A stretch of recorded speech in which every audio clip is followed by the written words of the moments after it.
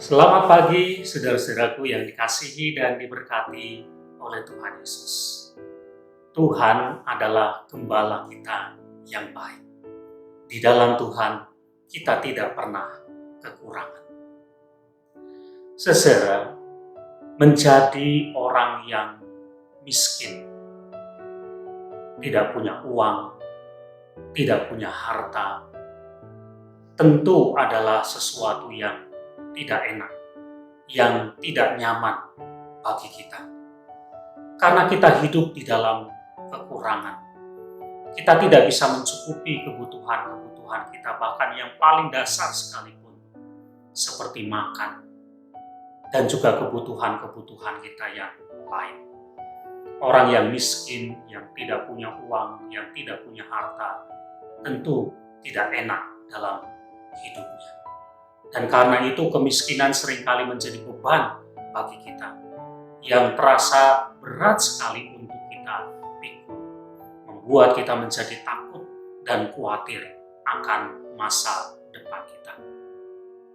Tetapi saudara, kalau kita memperhatikan firman Tuhan yang tertulis dalam Injil Matius pasal 5 ayat yang ketiga, Tuhan Yesus berkata demikian, "Berbahagialah orang yang miskin di hadapan Allah, karena merekalah yang mempunyai kerajaan surga." Aneh sekali, mengapa Tuhan Yesus justru berkata orang yang miskin di hadapan Allah itu adalah orang yang berbahagia? Bukankah kemiskinan membuat kita seringkali tidak bahagia karena kita hidup di dalam kekurangan? Apa artinya kalau Tuhan Yesus berkata demikian? Saudara, apa yang dimaksud dengan miskin di sini memang bukan miskin harta atau tidak punya uang. Tetapi maksud dari kata miskin di sini adalah sebuah kesadaran, sebuah pemahaman bahwa hidup kita terbatas, bahwa hidup kita penuh dengan kekurangan, dan karena itu kita tidak bisa hidup dengan kekuatan kita sendiri. Kita harus menjadi orang yang percaya, yang berserah, dan mengandalkan hidup kita kepada Tuhan.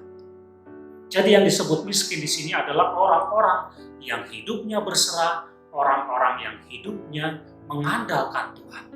Apapun keadaannya, maka orang-orang itu disebut sebagai orang yang berbahagia.